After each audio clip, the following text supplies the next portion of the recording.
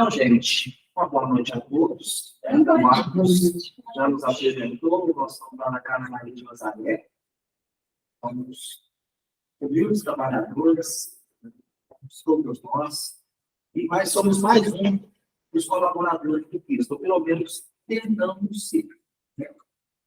E hoje a gente veio falar sobre o tema como se pode servir a Deus e a Mamon. É curioso, assim, que a gente vai estudando, né? E a gente vai pegando as coisas que Jesus nos falava, né? Até no meu culto lá, eu quero ver se este ano eu começo a olhar mais as palavras de Jesus. Porque se a gente pensar, olhar as coisas que Jesus falava, uma coisa vai se encaixando a outra. E a doutrina espírita nos diz o seguinte, que conhecereis a verdade e a verdade vos libertará. Realmente a doutrina espírita faz com que a gente faça realmente isso. Porque é uma doutrina que a gente raciocina, que a gente pensa, que a gente analise se realmente faz sentido aquela coisa ou não. Há poucos dias mesmo, eu tive duas pessoas próximas a mim que estavam conversando sobre a existência das pessoas. Né? E uma lá estava defendendo a tese, né, que ela estava abordando a tese, não, mas ela acredita na existência do céu e do inferno. Né? E a outra pessoa acredita que morreu, cessou-se tudo. Né? Não me perguntaram a minha opinião, a gente tem que ser bem assim, seletivo diante dessas situações, porque nem sempre as pessoas estão preparadas para ouvir determinadas coisas. Né? Tudo tem o seu momento, tudo tem o seu porquê de ser a sua hora. Né? A gente tem até um exemplo de uma moça na casa espírita, que ela frequentava lá, mas ela ficava assim, se perguntando por que toda noite ela ia naquele lugar, ficava uma hora lá, até que hoje virou assim, o senhor trabalhador da nossa casa. Então, assim, tudo tem seu momento de pessoa. Então, como elas não me perguntaram a minha opinião, eu também não indaguei, nem quis sugerir nada para elas. Mas aí você começa a raciocinar certas coisas que, quando Jesus dizia, né, uma coisa ou outra, você começa a analisar. Porque você vai pegar, por exemplo, para aquela que é acredita no inferno. O inferno seria o que? O local das pessoas felizes eternamente. Certo? As que são mães aqui, ou avós, né? Eu acredito que tem um amor assim, incomensurável pelos seus filhos e pelos seus netos. Então, imagine vocês lá no céu, onde é um lugar de felicidade eterna, você olhar aquele seu filho lá no inferno sofrendo. Vocês imaginem, assim, uma mãe da pior pessoa que existe na Terra. A gente sabe que é o estágio que ele está no momento, mas imagine vamos dar um exemplo aqui, tá, gente? Só a título de estudo, não menosprezando a pessoa. Mas imagine uma pessoa que teve a existência como o Pablo Escobar. Provavelmente, ou talvez uma mãe, uma avó dele, era uma pessoa de um coração. Imagine essa pessoa lá no céu, num lugar feliz, vendo o seu neto ou o seu filho, o pior sofrimento que a gente imagina que o inferno seja o contrário. Sofrimento eterno. Uma mãe, uma avó estaria feliz no céu? Não.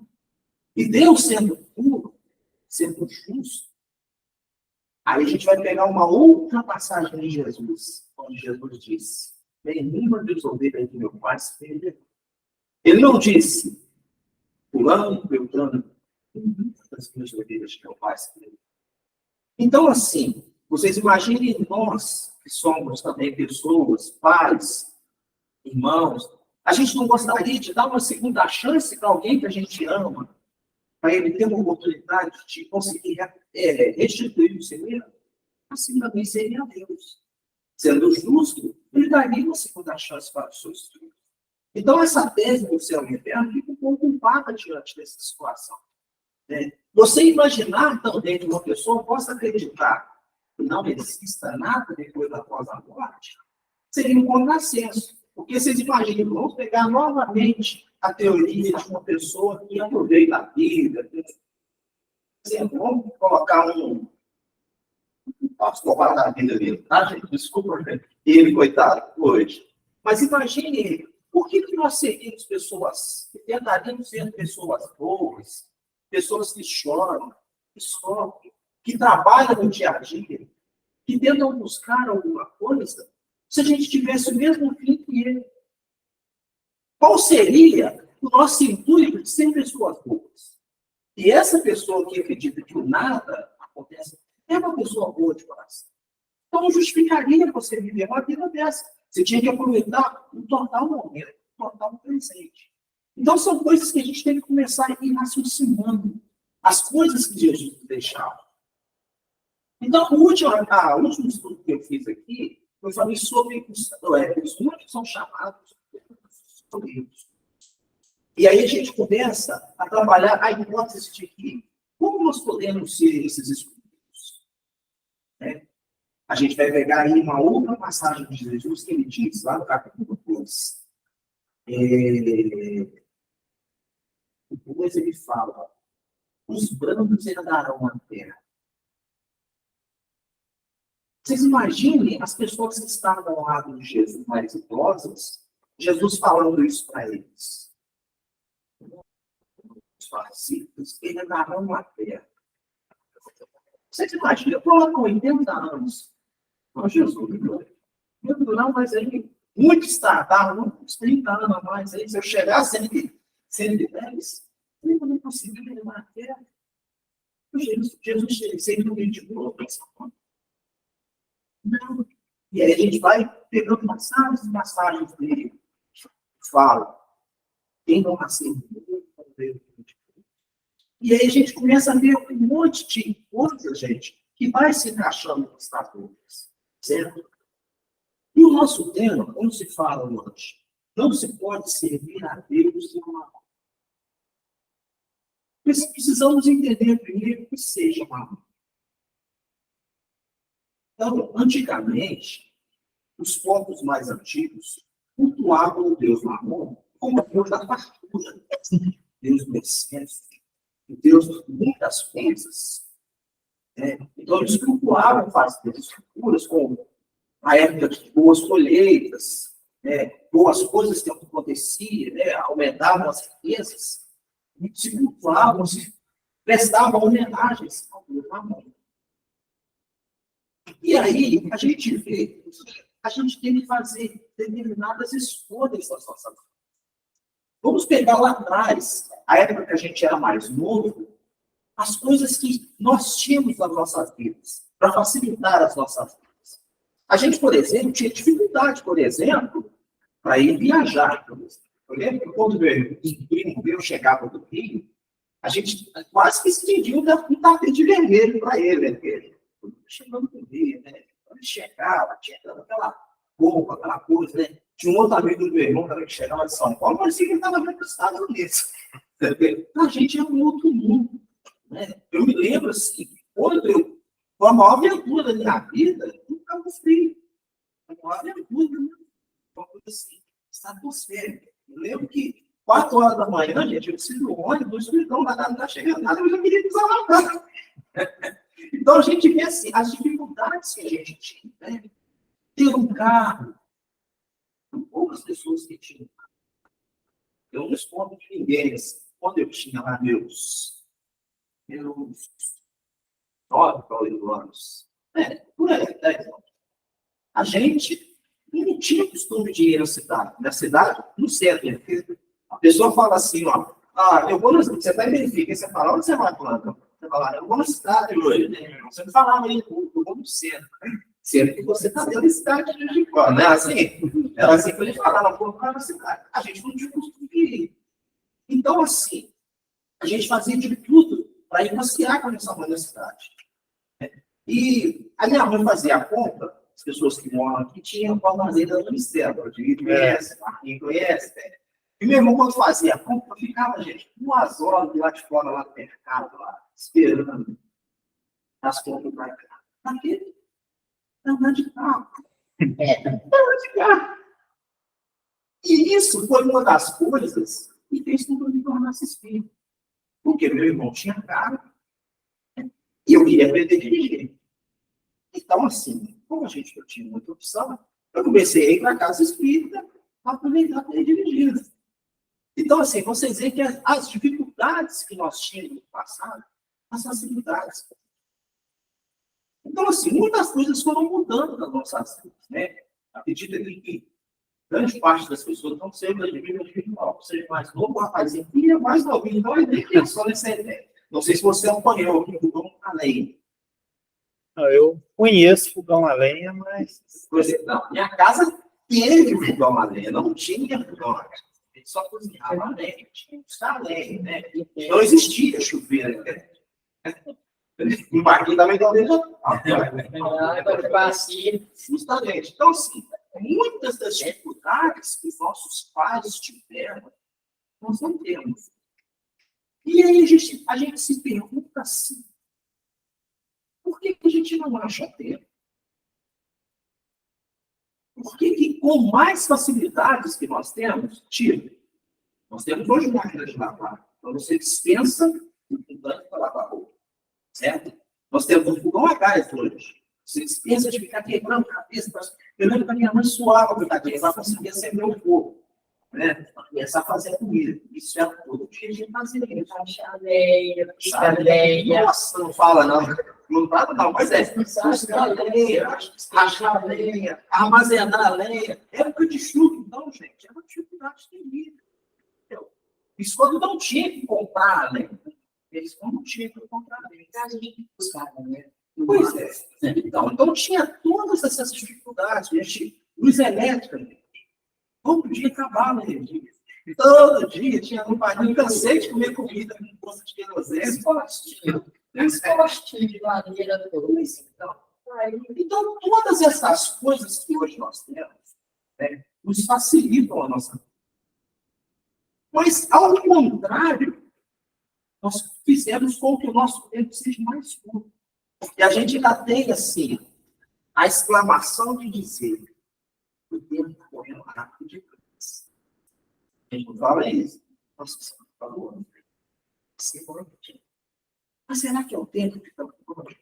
Ou nós que, assim, a cada dia, queremos ter mais coisas, mais afazeres, mais situações. E aí, lá no livro Pão Nosso, Emmanuel pergunta o seguinte: a quem obedeces? É uma coisa assim, diferente da gente se perguntar, porque assim, quando a gente fala em obediência, a gente está pensando, é mais velho, ou a Deus. E Emmanuel pergunta: a quem obedeces? Aí a gente se pergunta assim, tem gente que obedece ao poder. Ele tem uma ânsia infinita de chegar ao poder. E aquilo é a coisa da vida dele. Ele faz de tudo para conseguir chegar ao poder. Tem gente que obedece ao instinto do direito. Ele precisa ver dinheiro. Ele precisa ter posse. Eu preciso ter as coisas. E assim, gente, sucessivamente. Cada pessoa, às vezes, obedece a determinada situação. Aí você me perguntava, Paulo, mas tem gente que, se você perguntar, mas você obedece o quê? Eu falo, não. Tem gente que não obedece a nada. Tem gente que obedece a nada. Tem gente que obedece a nada. Tem simplesmente, mas como a música do Zé Pagodinho, deixa a vida me levar. E ele está levando. Vai fazer o que tem que fazer, vai cumprir o que tem que cumprir. Mas muitas vezes, gente, essa obediência faz com que nós nos tornamos escravos dessas coisas. Então, às vezes, eu falo com um colega meu assim, que tem o título, por exemplo, aquela música da Casinha Branca, que cada fala. Eu queria ter simplesmente um lugar de mato verde para não ter uma casinha branca de varanda, e tal, na janela, só para ver o sol nascer. Só que quando a gente consegue isso, você conseguiu a sua casinha branca, né, terreno de mato verde, não é muito legal. Você conseguiu, você tem que ser um partido com um carro. Chegar na minha casinha branca. Tá? Aí você monta o carro. Você tem o carro agora? Aproxima. Então, nunca você está querendo simplesmente só aquilo. Então, você começa a se tornar um escravo de determinadas situações. Hoje, por exemplo, a gente vê as pessoas do notícia muito forte. Então, você entra no ônibus hoje, se lá tiver 70 pessoas no ônibus, não sei explicar tudo, não, tá? 70 pessoas no ônibus, não diz isso. Vocês podem contar em 50, incluindo nós, tá? Incluindo nós, gente. Nós estamos no meio dos 50. Vocês vão olhar aqui, 20 pessoas, olha lá. Ah, mas não poderia ter o celular? Poderia ter o celular. Com certeza. Como diz aquela música do Léo Canto Robertinho, que fala assim, andar aqui nesse plano. Tudo foi criado, a gente está mesmo beneficiado. Então, o homem foi criado por Deus para se fazer isso. Mas não para se tornar escravo de determinadas situações, das situações familiares. Porque você vai ver pessoas, às vezes, que sofrem por pequenas coisas. Arranhou meu carro, acabou o dia. Simplesmente ele acaba com a esposa e os filhos, porque arranhou o carro. Perdeu o emprego que ele tinha, onde ele tinha um carro muito. E é fim da vida mesmo, porque as pessoas se suicidaram. Eu conheço, eu tive um cliente que tinha um excelente emprego na empresa aérea. Ele perdeu esse emprego. E ele foi se desfiando no autonomia. Foi se desfiando no autonomia. Por quê? Porque aquela pessoa se gostava daquilo ali. E assim, nós sabemos, pela doutrina espírita, ou até mesmo por outras religiões, gente, que nós não vamos levar nada. Não é só a doutrina espírita que prega que quando nós morrermos, nós só vamos levar o mesmo espírito, o alma, seja lá o que for. Mesmo que você coloque lá dentro da sua alma, não, o celular não, plano. Deixa o celular que de lá eu tenho que mandar uma mensagem para você. O celular não vai chegar lá. Não adianta. O celular não vai chegar lá. Apesar que eu falo da minha esposa, gente, quando eu vou para a reunião mediúnica, falo com ela, nossa, você está de uma coisa, eu estou ligado lá. Eu não costumo falar isso com ela, mas falam sério, gente. A gente não vai levar nada. Então não adianta a gente ficar nessa prisão, nessa coisa, que só vai assim, nos atormentar, nos atrapalhar. E vai nos atrapalhar em que sentido? Porque muitas das vezes, quando nós nos ocupamos com esse tipo de situação, nós deixamos de lado. É mais importante para nós. Que são as coisas de Deus. Teve uma palestra que eu vi, que a pessoa falou assim, imagine que se existisse uma fábrica de caridade. Seria a fábrica mais simples possível.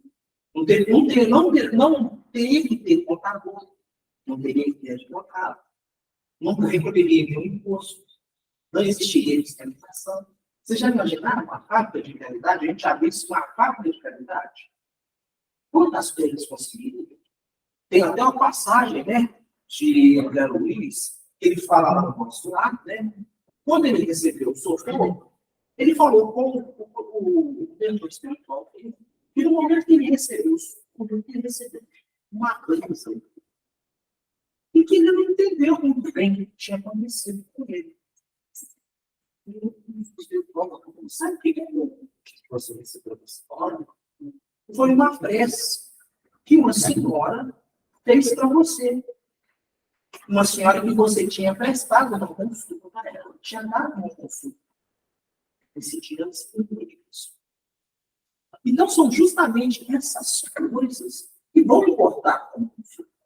Eu costumo dizer o seguinte: o que vai importar justamente para a gente, no momento do nosso desencargo, ou no momento que a gente estiver no mundo espiritual, é que alguém se lembre da gente aqui e diga, poxa, nós precisamos de uma prece também.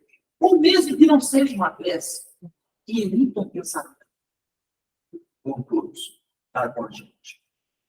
Certo? Só que nós precisamos sobreviver. Existe situação que nós precisamos sobreviver. Então, todas essas coisas que eu disse, que muitas das vezes são supérfluas na nossa vida, como carro, a gente consegue resolver, consegue. Tem gente que não tem. E não tem vontade de ter. Todo mundo inteiro, mas você não gosta de dirigir. Eu não gosto de dirigir. Então, eu já vamos dizer assim, a fome é uma coisa de dirigir. Eu não gosto de dirigir. Carro é custo. Não tem nenhum outro. Né? Você não sabe dirigir? Você tem carteira? Tem carteira. Tem carteira. Tá, tem carteira. Não tem carteira, não. Tá? Então, assim, a pessoa... Não tem. Eu não gosto de dirigir. Não tem. Isso é bom. Mas é uma evolução, gente. É uma evolução.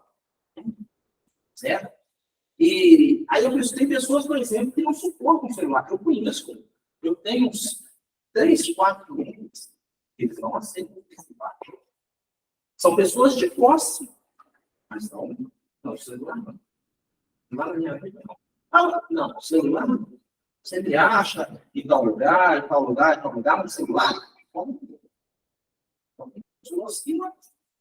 Eu tenho, mas só para ouvir falar. Negócio de ficar com o dedinho. Do dedinho? Isso me incomoda muito.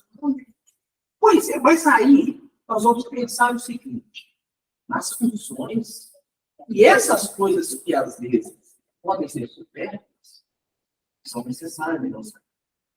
Porque vocês imaginem um policial sem carro, uma ambulância sem carro. Imagine você prestar um socorro no outro carro, sem carro. Como nós dissemos, a tecnologia, né? Olha aí. Enquanto nós vimos o quanto foi útil a tecnologia para a gente durante o Covid. Vocês imaginem, gente, nós passarmos 2 anos com a mentalidade que nós temos hoje, dentro de casa, sempre. Televisão. Paulo, mas já se passaram por isso? Já. E na época da gripe, gente, as pessoas não tinham luz elétrica, não tinha tecnologia. E assim, tinha que ficar dentro de casa. Então, vocês imaginem a gente passar por esse tipo de situação.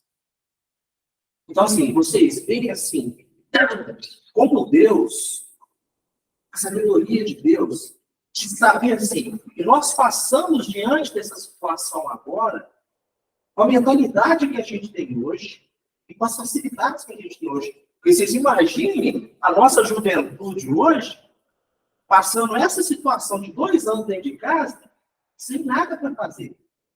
Vocês já imaginaram? As mamães aí que enfrentam as crianças de férias, sabem o que passa durante a semana, não é? É ver a coisa, não é? Ver a coisa. Então, vocês imaginem, 2 anos, gente, passou. Parece que foi rápido. Foi. A gente não sentiu. E assim, graças a Deus nós estamos aqui. Graças a Deus nós conseguimos enfrentar isso. Graças a Deus nós recebemos suporte para conseguir enfrentar isso. E será que a gente teria suporte para enfrentar isso?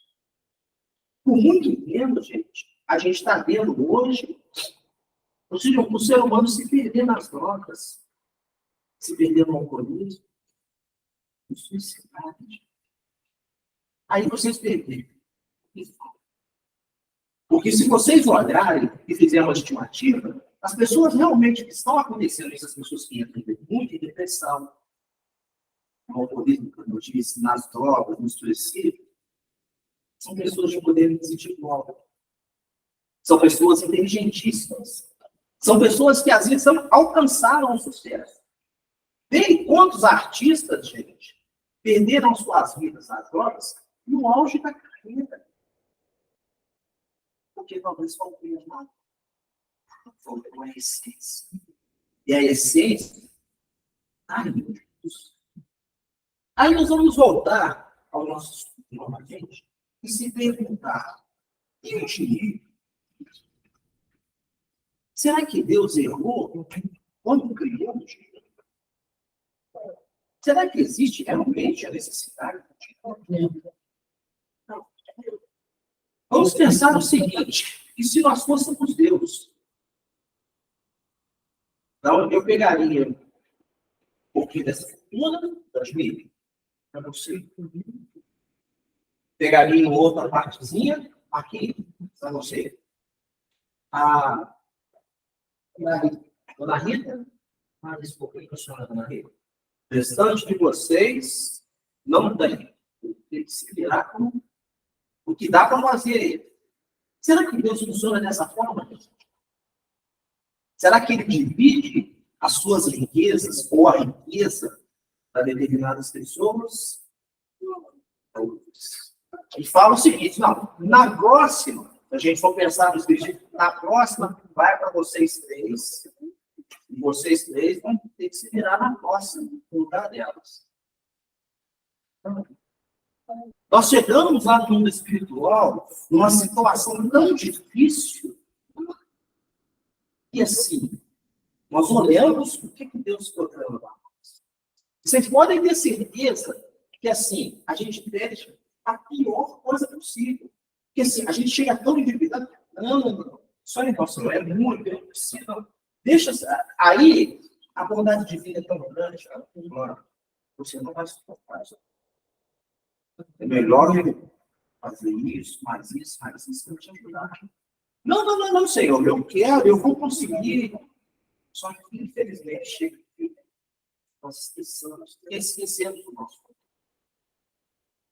Uma das pessoas que eu comentei com relação ao negócio do céu inferno, há pouco tempo me perguntou isso.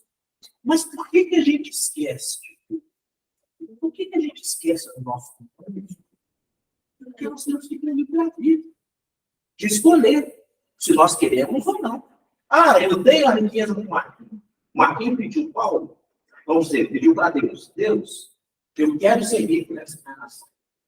Eu sei que eu consegui multiplicar essa riqueza, vou beneficiar várias famílias. Só que chega aqui, Marquinhos simplesmente esquece. Cuida da família dele. Filhos e boas escolas, carro para todos, muito dinheiro na poupança. Multiplica o dinheiro dele. Não fala na palavra do testamento? Ele já disse, estou seguindo Jesus, estou multiplicando o meu talento. Mas ele esquece das pessoas que trabalham para ele. Ele esquece das famílias que são sustentadas através da riqueza. Então, nós vemos a importância que existe da riqueza. Porque quantas e quantas pessoas, gente, fazem com que o mundo se movimente através da gente. Quando nós olhamos e falamos do rico, nós sempre achamos que todos os ricos são ruins. Que todos os ricos são formidas, são seguros. Que todos os ricos são incapazes de ter os corações fracos. E, ao contrário, imaginamos que aquele pior miserável que está na rua, ele tem um coração. Está passando por aquela situação por ser humilde. Com certeza, não fica isso. Mas existem, gente, da mesma forma que existem muitos ricos, tem os corações puros, que são pessoas boas, que fazem com que a humanidade evolua, existem também aqueles que estão na condição de miséria, mas são revoltados com a vida, são revoltados com Deus. Estão, às vezes, naquela situação. Eu já tive um amigo, gente, ele escolheu ser andarilho. Ele falou, eu quero ser andarilho. Está numa situação cristal. Agora ele está, graças a Deus, melhorou. Mas passou uma fase muito difícil da vida. Então, o fato daquela pessoa estar na luta, o fato daquela pessoa, porque a gente imagina sempre que morador de rua, mas não, imagine aquele trabalhador que acorda todo dia 5 horas da manhã, que luta, e passa sempre os apertos da vida. Só pelo fato de ele estar nessa situação, só quer dizer que ele é um homem filho de Deus, que sente, que tem um coração puro perante Deus. Porque ele pode viver esse tipo de situação, mas sem vontade. Eu tenho que trabalhar, tenho que ir para aquele lugar horrível, aguentar meu patrão, o mês inteiro para ganhar aquela miséria, aí volto para casa, a mulher pedindo as coisas, os filhos. Como assim? Ele pode ser terceiro. Então, o fato de ser rico não quer dizer que seja. O fato de ser rico não quer dizer que a pessoa está numa situação errada na sua história evolutiva. Ele pode fazer ele pode colocar, como eu disse ao contrário, colocar os filhos, o filho em boas escolas, para ensinar para o filho que deve respeitar o pouco, que deve crescer para que possa produzir e fazer com que aquelas pessoas possam crescer junto com ele. Que famílias possam ser sustentadas amanhã. A gente vê grandes empresas dividindo lucros. Já pararam para pensar nisso? Na nossa época anterior, quando a gente era novo, pensar que o nosso padrão iria dividir lucros. Hoje já se existe. Então já é uma evolução. Então, gente, o dinheiro ele tem a sua importância na nossa vida. Porque ele serve para muitas edificações. A riqueza serve para muitas edificações. Mas, como eu disse no começo do estudo, não podemos nos tornar escravos dessa situação. Existe uma parábola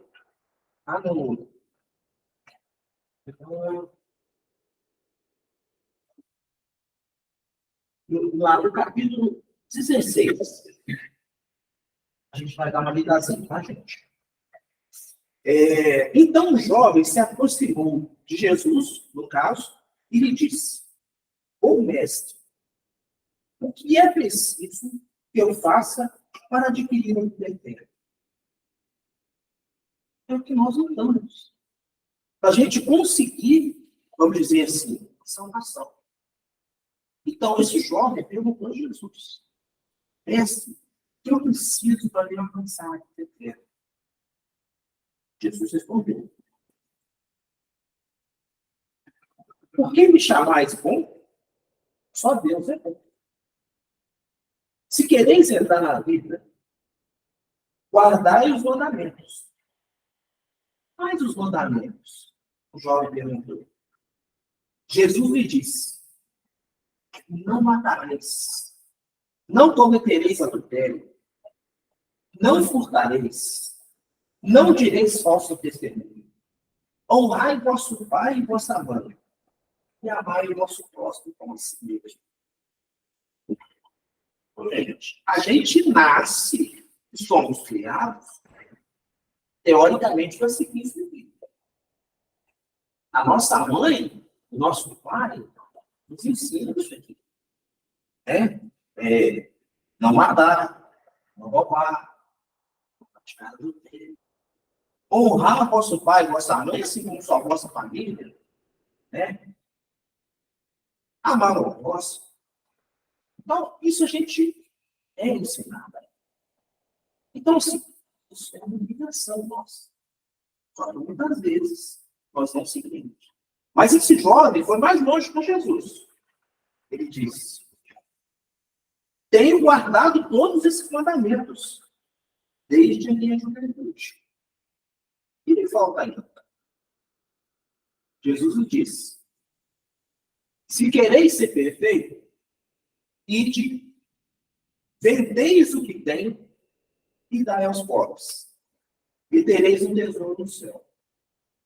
Depois, vinde me seguir. O jovem, ouvindo essas palavras, foi-se embora muito triste, porque tinha grandes bens. E Jesus disse aos seus discípulos: em verdade vos digo, que é bem difícil que um rico entre no reino dos céus. Digo-vos ainda mais uma vez, é mais fácil um camelo passar um buraco de agulha que um rico entrar no reino dos céus. Aí está aqui os capítulos onde a gente pode buscar mais dessa passagem. Mas aí a gente fica se perguntando assim, mas eu não tenho bens nenhum. Então, assim, eu sigo os mandamentos, como Jesus disse ali, eu não tenho bens nenhum. Não salvo. Mas aí a gente começa a pensar assim, lembra que eu falei do tempo? Que a gente a cada dia acha que ele vai só nos escapando pelas mãos? Pois é. Quanto tempo nós perdemos com as coisas que não vai nos trazer frutos espirituais? Eu falo ainda até mais com a minha filha, gente. Eu falo muito com a minha filha. Pensa sempre quando você for fazer alguma coisa, algo que daqui a 10 anos você possa dizer assim, quando eu fiz isso, esqueci. Hoje eu estou colhendo.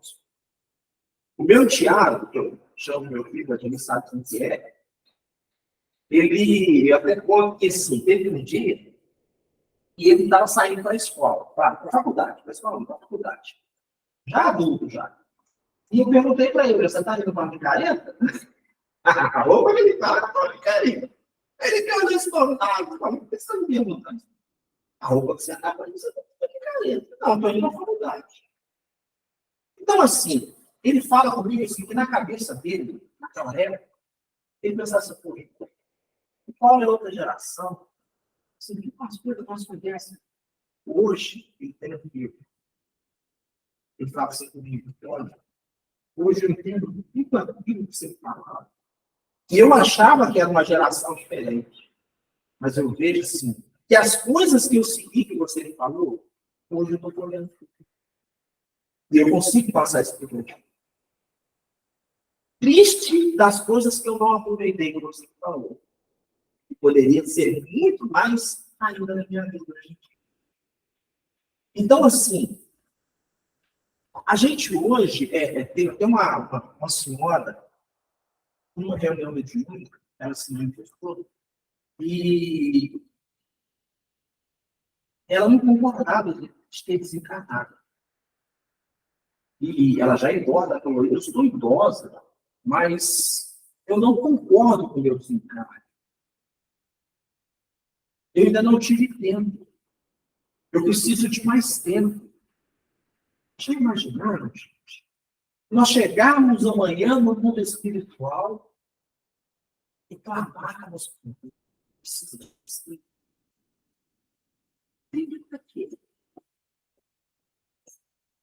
Se quando nós chegarmos lá no nosso mundo espiritual, lembra do último estudo que eu falei, eu fiz sobre os grupos são chamados o povo dos espíritos.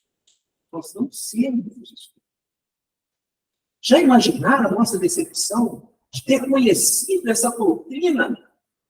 Tanto nos esclarece, que tira o véu dos nossos olhos, faz com que nós nos libertemos e nós chegarmos lá e ver aquela pessoa que nunca teve nenhum contato com a doutrina.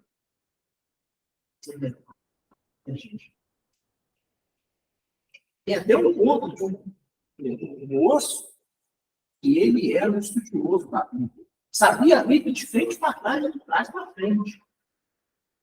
E quando ele desencarnou, ele chegou lá, estava um cantinho lá.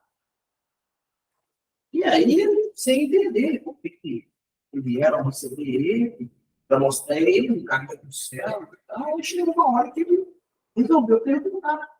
Rapaz, chamou, rapaz, não estou entendendo, ele ficou aqui um tempão já, assim, ninguém vem conversar comigo, me mostrar qual é o caminho e tal. E o rapaz disse para ele, Sou um estudioso, estudei, fiz muitos estudos, assim. Aí o rapaz começou a mostrar para ele. Na mesma situação desse moço que Jesus falou no Evangelho, ele conheceu ele, mas praticava tudo. E aí a gente entra naquela teoria, gente, da fé cega, a fé sem obras. Do que vale nós conhecermos isso tudo? Do que vale nós sabermos falar disso tudo? Se não praticamos. Se nós vamos chegar lá, as mãos vazias.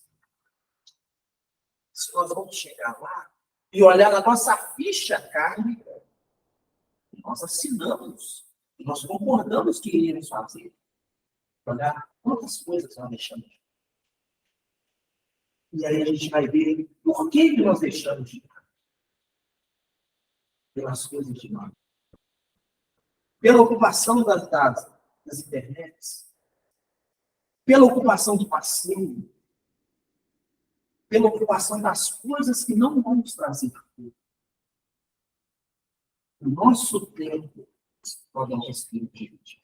Tem até um estudo que fala com relação às horas que nós temos durante o ano. Nós vemos quanto de tempo nós perdemos.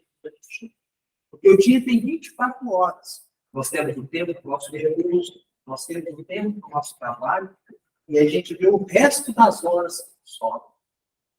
E a gente vê o tanto de horas que a gente tira para a gente fazer as nossas obras.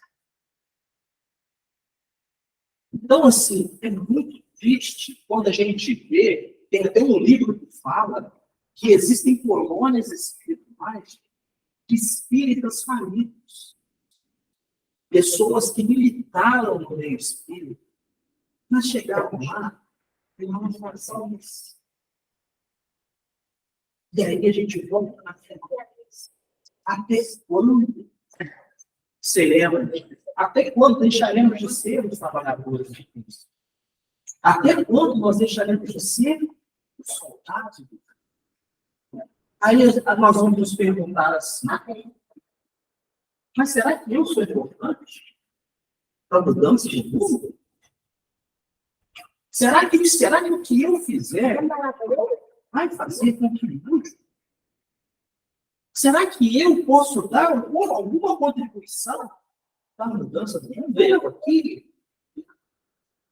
Sim. Então, lá nos Estados Unidos, vamos saber que eu existo.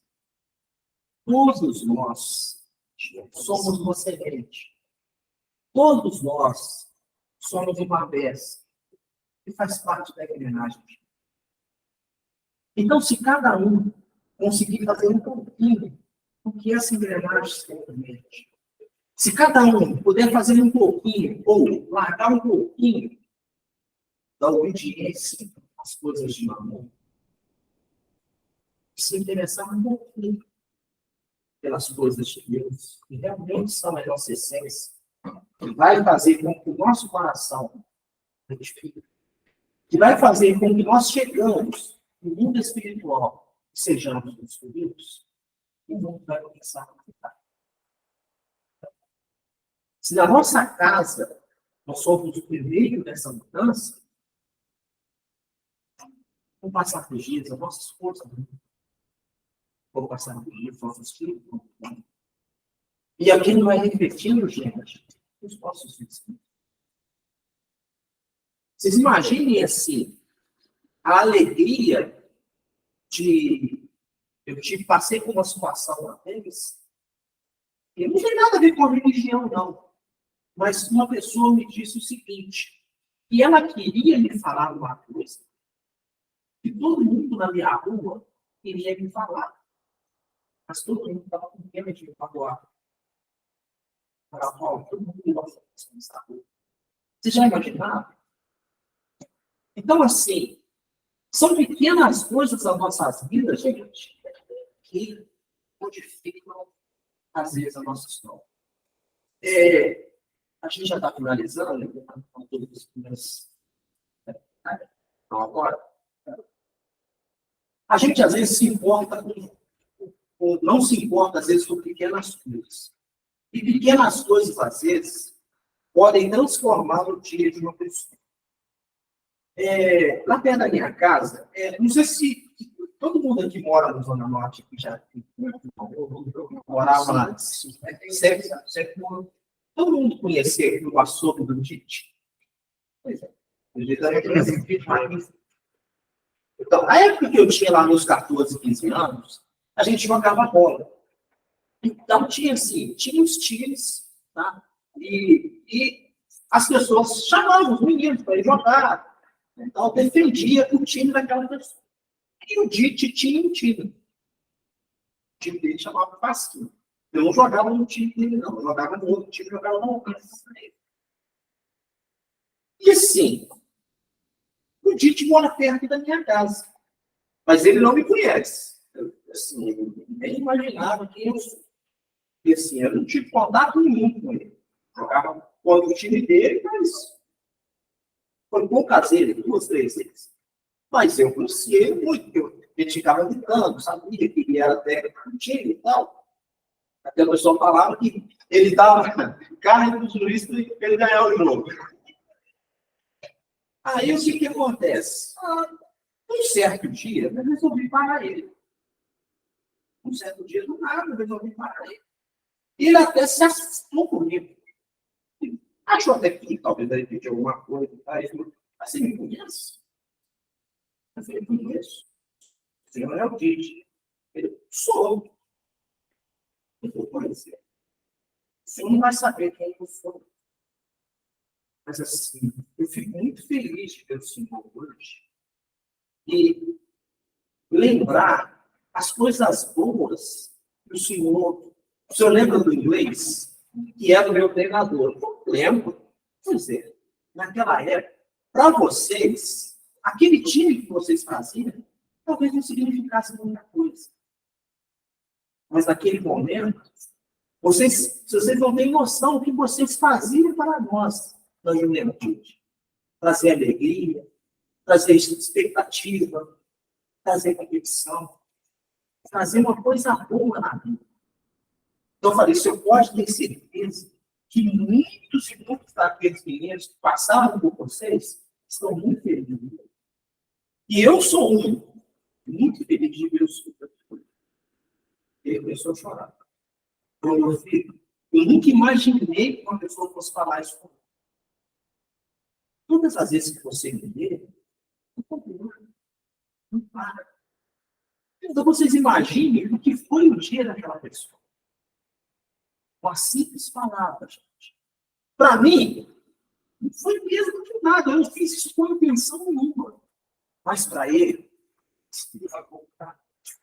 Então, vocês imaginem assim, o nosso papel como espíritos, o nosso papel de conhecedores disso, o nosso papel perante Deus. Tá certo?